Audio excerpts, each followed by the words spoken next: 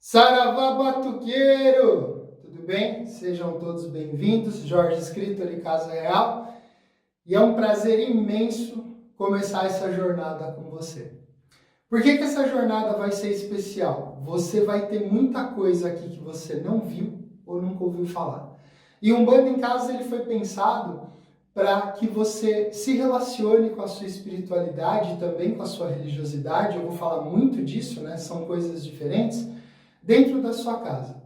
Nessa primeira aula, eu já apresento algumas quebras, né, de paradigmas.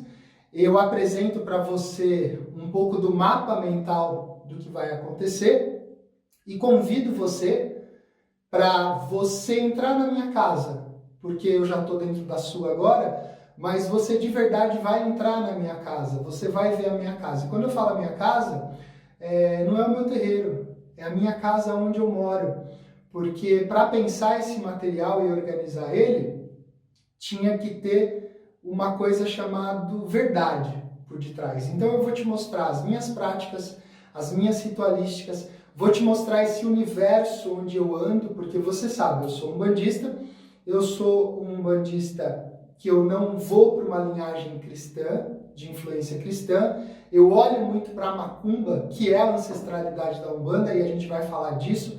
Vou falar até do fato de talvez até aqui você ser uma daquelas pessoas que se ofenda quando alguém te chama de macumbeiro, e quando alguém fizer isso você tem que bater a mão no peito e falar orgulho, e a gente vai chegar nesse ponto. Vou mostrar a questão de incorporação em casa, eu vou incorporar, tá? Não aqui, não agora, mas eu vou mostrar um contexto. E não vai ser para a entidade interagir na gravação, não. Eu vou te mostrar, claro, dentro de uma maturidade, dentro de uma segurança, como eu faço o trabalho. Porque hoje, nesse momento que você está assistindo essa aula, a Casa Real, ela é um terreiro itinerante, ela funciona uma vez por mês, e ela funciona também dentro da minha casa. Mas eu quero te mostrar algo que seja a parte do terreiro. E quando eu falo que eu transito entre mundos, se por um lado eu venho de uma ancestralidade de Umbanda dentro da minha família, por outro lado eu fui iniciado no culto tradicional Yorubá, dentro da família Odudua, pelo Baba King. Então hoje eu lido com coisas que tem uma linha no meio. E vocês vão perceber o tempo inteiro, eu não misturo essas linhas. Quando eu estou fazendo uma coisa, eu estou fazendo uma coisa. Eu posso fazer a outra até na sequência, mas não junto. Não junto. Então eu te convido a entrar na minha casa, te convido a participar dessa jornada, usa essa primeira aula de mapa, já começa a escrever, tenha suas dúvidas anotadas. Eu venho falando muito nos grupos, estudar é uma ciência. Assistir um vídeo, uma criança pode assistir um vídeo. Agora, estudar um vídeo, estudar uma aula, prestar atenção, não ficar conectado com outra coisa, não ficar assistindo a aula e estar no celular respondendo no WhatsApp, você não vai ter aproveitamento. Então, o que eu recomendo? Vai assistir aula, para tudo à sua volta, fone de ouvido, papel e caneta do lado, tenta transcrever algumas coisas, já anota as suas dúvidas, porque aí você vai ter um rendimento melhor. E muita atenção, né? A gente vai ter o grupo lá de dúvidas e fica um tanto quanto cansativo você perguntar coisas que foram faladas. Mas eu quero que você tire dúvidas sobre o que foi falado, caso gerou dúvida. Caso contrário, a gente segue em frente. Então, uma passada geral. Essa aula 1 eu vou fazer uma introdução, você é sua casa e sua casa é você. Na aula 2, vou começar a rascunhar a ancestralidade na Umbanda, porque não adianta querer falar de incorporação, não adianta querer falar de prática meditativa dentro de casa, se você não entende o lastro daquilo que você se envolveu. Tem dois caminhos para você se envolver pela religião. Muitos falam que ou vem pela dor ou vem pelo amor. Eu vim por ancestralidade. Você pode ter vindo por um momento complicado na sua vida, mas a ancestralidade é algo muito forte e às vezes ela ainda não foi despertada na sua vida, porque lá atrás uma tia, um avô, alguém incorporava, ou você teve dentro da sua linhagem alguém muito forte na tradição indígena, alguém muito forte na tradição afro. E tudo isso está aí dentro. E acaba se caracterizando ou se abrindo dentro da Umbanda, ok? Terceira aula já, Paulo, ancestralidade na prática. Aí eu vou te mostrar o meu rito matutino. Quando eu acordo de manhã, eu vou dar um pouquinho de spoiler. Eu faço duas coisas. Primeira coisa, eu converso com o meu Ori. Por quê?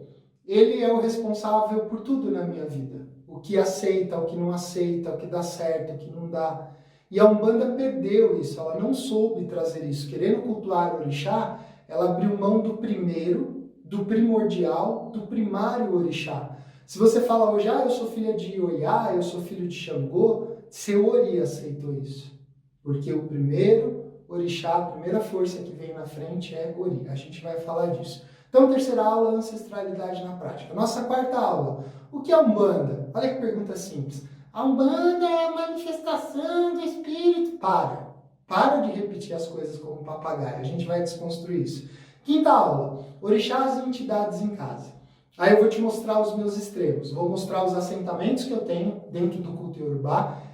Vou fazer coisas simples com eles, para você entender. Tem coisas que eu não posso, né? Até por ter votos, não posso mostrar. E a prática e o culto com entidades em casa. Vou mostrar lá as coisas, por exemplo, que eu tenho no seu site porteira. Como eu me relaciono com elas? Eu acendo vela toda semana, eu ponho cachaça lá toda semana, já adianto que não. Funciona de outra forma e eu vou mostrar isso para você. Aula 6, muito importante, Ori. O orixá que não veio para a Umbanda. Aí eu vou começar a contextualizar e na aula 7, cuidados com Ori na prática. Muito nervoso, muito agitado? Ori. Tá com dúvidas na vida? Ori. Então são práticas que começam de manhã. Por que de manhã? Você passa, vamos supor, dormindo mal, que você durma de 3 a 4 horas por dia. Dormindo bem de 6 a 8 horas. Esse tempo de silêncio, né, esse tempo de jejum de fala, acumula energia no seu falar. Então, as primeiras palavras do dia, elas têm uma potência. Sabe você que acorda xingando, reclamando? Você vem detonando a sua vida. Então, primeira palavra do dia, para Ori, porque é quem está mais próximo. Segunda palavra do dia, para minha ancestralidade, é quem eu devo honra e lembrança. E aí eu continuo. Terceira palavra do dia, vou falar com os meus assentamentos. Ou terceira, quarta palavra do dia, vou falar com as entidades. E assim por diante. Tudo isso a gente vai ver de forma prática, tá? Aula 8. Do seu corpo para sua casa. Tem muita gente que quer fazer macumba, quer fazer mandinga, quer fazer feitiço, mas não cuida da casa, cuida do corpo. E aí a casa envenena, e aí o corpo não dá conta, a gente vai aprender a reverter isso. Aula 9, mediunidade. Você tem? Se você tem, quais são os exercícios de descoberta? Quais são os exercícios de prática, de afloração? Como lidar com alguns sintomas mais pesados, que também são reais? Como ter uma clareza, por exemplo, o que difere uma pessoa que tem mediunidade e que tem esquizofrenia? E quando a pessoa tem os dois? Muita atenção nisso. Aula 10. Testes e práticas de mediunidade mais exercícios. Aula 11. Oferendas e firmezas em casa. Como entender isso da teoria para a prática? Vou dar um exemplo. Toda vez que você almoça, se você almoça em casa, você janta, uma pequena parte daquele alimento pode ser ofertado. Pode ser ofertado para a sua ancestralidade, pode ser ofertado para os seus orixás, pode ser ofertado para as suas entidades. E essa oferta não é no sentido da barganha, essa oferta é no sentido de celebrar. Tudo aquilo que eu celebro, celebra junto comigo. E aí não precisa nem ter aquela coisa, porque tal comida não é para tal orixá. Não, é a nossa comida. Né? Tem um ditado que fala o seguinte, Exu é a boca que tudo come. Olha que interessante. E quando a gente olha nessa direção, a gente começa a ter uma clareza e uma consciência maior. Aula 12.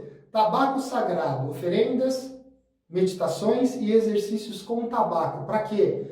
Para baixar a tua consciência. E lá na mediunidade eu vou falar sobre mediunidade consciente e inconsciente, tá bom?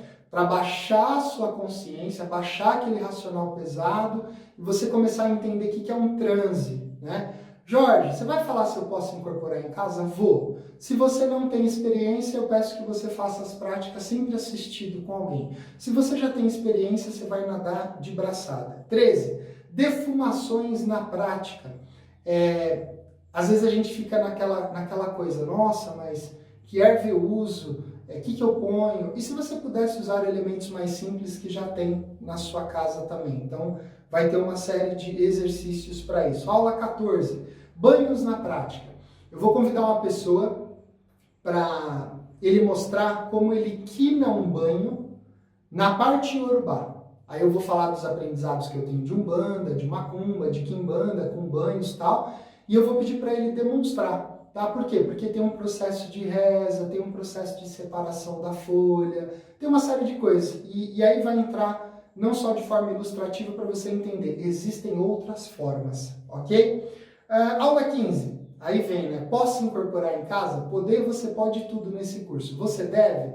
Ok, como? Quais são os critérios? Aí eu vou mostrar, eu vou fazer isso primeiro, eu vou criar uma situação, vou chamar seu set, já falo. Eu sou contra chamar a entidade para fazer live, eu sou contra chamar a entidade para fazer consulta online, ok? Vamos deixar isso registrado. O que eu vou fazer, eu vou gravar como se eu estivesse sozinho, sem interagir com vocês. Começo, meio e fim. Eu me preparando, eu cantando, eu preparando alguns elementos que vocês já vão ter aprendidos ou vão aprender, eu chamando ele, eu pedindo, antes de chamar, que ele faça determinadas coisas, né? Para que aquela chamada tenha um sentido. E eu digo a você, essas pessoas que incorporam à toa, o que eu chamo de incorporar à toa? A pessoa está lá no churrasco, ela incorpora, né? E vem o Exu para tomar cerveja. Eu já vi de um monte. Corra disso, saia correndo. Ah, mas a pessoa é boa, tal. Vai dar problema uma hora, tá bom? Aula 16. Posso atender em casa? Aí a gente dá um passo a mais. Você amadureceu, você tem uma prática, você tem uma segurança. E isso eu vou aproveitar para desconstruir a ideia do em casa é perigoso e no terreiro é seguro. Vocês vão entender isso. Aula 17, Exu, né? Se não abrimos com ele, vamos com ele lá no final. Exercícios, transe, firmezas, oferendas e assentamentos. Ainda teremos vídeos adicionais, vídeos de recomendação e recomendação de leitura. Para a nossa aula 1, você é sua casa e sua casa você. Entenda. Sabe aquela infiltração que está lá, escorrendo, apodrecendo, embolorando? Aí no cantinho assim está o Exu firmado? Então, jogo de soma zero. Essa infiltração, ela pode representar a fuga da sua energia, a fuga do seu dinheiro, a fuga da sua paciência. Entenda, a sua casa, ela faz um processo de troca com você o tempo inteiro. Uma casa suja, uma casa com muita coisa acumulada. Por exemplo, lembra que eu falei que eu vou abrir minha casa? Aqui a gente já fez faxina num monte de coisa. Sobrou o quartinho oficial da bagunça. E eu quero conseguir filmar lá antes de vir a arrumação. Por quê? Porque eu quero mostrar que o contexto de coisa acumulada vai gerar um ambiente fechado, denso, pesado, mal arejado, com formas, pensamentos, miasmas astrais, larvas astrais, e tudo isso vai detonar. É que aqui eu estou numa área que tem uma área verde em volta, isso dá uma amenizada. Mas se você tem o quarto da bagunça, a gaveta da bagunça, arrume. O micro da sua vida interfere no macro da sua vida. O macro da sua vida interfere no micro. E às vezes você está usando a espiritualidade de uma forma, tipo, você quer ajudar pessoas, né? Você quer ir lá no terreiro, incorporar, fazer acontecer, ok. E você não tem energia para arrumar uma gaveta. Você não tem uma energia para arrumar teu guarda-roupa. Tem uma informação errada. E essa informação errada, ela gera uma reatividade ruim na sua vida, tá? Então, outra coisa, quando eu falo em limpeza, você é acumulador de gato e cachorro. A urina de gato e cachorro tem amônia. A amônia é um elemento poderosíssimo para quebrar moléculas, principalmente moléculas espirituais. Fizeram macumba na tua porta, vai lá e urina nela. Vai quebrar. Só que essa amônia em excesso, ela também vai contaminar o ambiente. Então você que acumula gato, você que acumula cachorro, e eu não estou olhando pelo lado, tá? Pelo lado do bem-estar, do animal, social, não é isso, não é uma implicância. Eu só estou dizendo, se você tem 50 cachorros, A hora que você termina de limpar, já está sujo de novo. E muitas vezes a pessoa que tem muito bicho, ela vai perdendo um pouquinho, né, a capacidade do cheiro, porque ela acostuma com aquele cheiro. Só que a quantidade de sujeira no ambiente também vai sujando o ambiente espiritualmente, porque começa a atrair outras energias. Isso serve para casa, isso serve para terreiro, isso serve para um monte de coisa. Então, tem uma coisa lá no terreiro apodrecendo, é axé. Não, não é axé. Não é axé. Tá? Até em outras culturas, em outras linhas, por exemplo, o pessoal que costuma trabalhar com corte, o corte, além de ser um corte limpo, ele precisa ter uma estratégia para aquilo respeitar o fundamento, mas não criar um ambiente podre. Por exemplo, tem casas do culto tradicional que você vai na casa, tem os assentamentos. Tem assentamento que você olha e você fala, nossa, isso aqui nunca recebeu sangue, mas recebeu, e recebeu bastante. Só que assim, existe um cuidado. Então, essa relação, essa mutabilidade, você vai ter que começar a observar do micro da sua casa, não importa se você mora num apartamento de 13 metros quadrados, não importa se você mora numa casa de 1.000 metros quadrados. O parâmetro limpeza, organização vai impactar você emocionalmente, financeiramente e espiritualmente. É preciso tomar cuidado. Lembrando, conforme o ambiente adoece, ele tende a adoecer o morador. Seja espiritualmente, mentalmente, emocionalmente, fisicamente. Eu já lidei com diversos casos onde todas as situações de doenças manifestadas no corpo da pessoa eram manifestações do ambiente já, de tão pesado que estava. Então, um bando em casa, eu vou te levar para o campo da mediunidade, para o campo da espiritualidade na prática, mas esse é o nosso ponto de partida. Não adianta eu te ensinar um processo de transe e você vai fazer isso num lugar extremamente sujo, extremamente contaminado. E não vamos confundir as coisas. A gente já começa quebrando algumas coisas aqui. Não confunda humildade com sujeira. Você pode ser a pessoa mais humilde, morar no lugar mais humilde possível. Não confunda isso com sujeira. Na minha experiência, principalmente quando eu viajei para Codó, eu conheci pessoas extremamente humildes, morando em lugares extremamente humildes, limpos. E eu tive uma situação com a Dona Teresa, uma rezadeira, que aí me levou ao extremo da observação, que de todos os lugares que eu fui e frequentei, a casa dela era a única casa que não tinha mosca. Se tem uma coisa que acaba tendo muito em Codó, é mosca, porque tem muito lixo na rua, tem muito cachorro na rua, enfim, problemas da gestão pública também. Mas isso vai impactar a sua casa, suas coisas espirituais, elas precisam estar limpas. E uma coisa que eu quero deixar logo de cara aqui, eu não sou um super-homem. Eu não venho dessa ideia de vida perfeita, sorriso o tempo inteiro, ou sorriso na rede social. Quando eu tô puto, quando eu tô bem, eu tô bem. E quando eu não tô bem, eu não tô bem. Por que eu tô falando isso?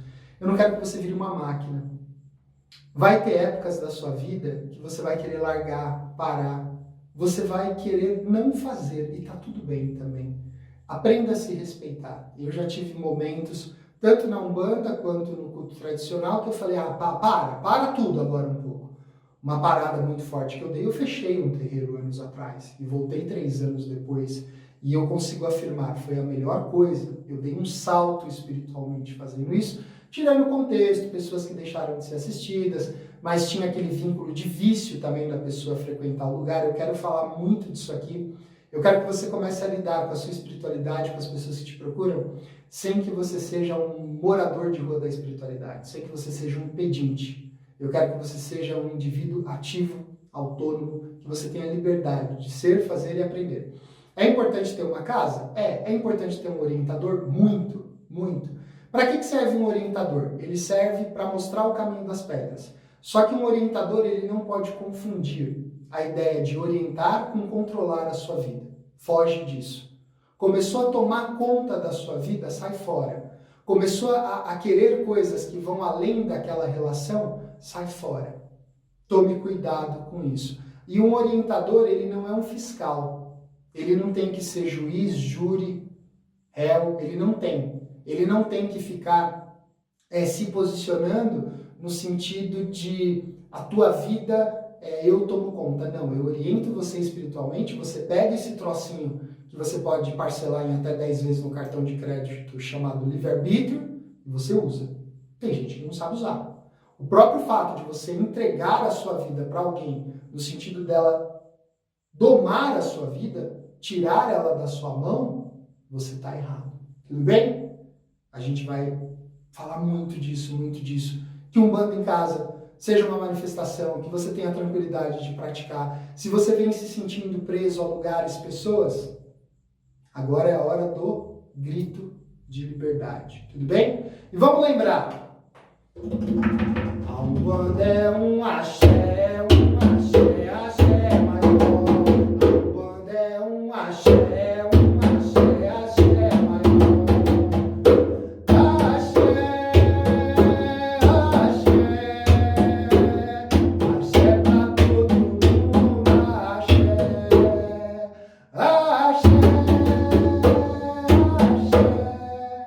Axé pra todo mundo, axé. Umbanda em casa, aqueles. Saravá.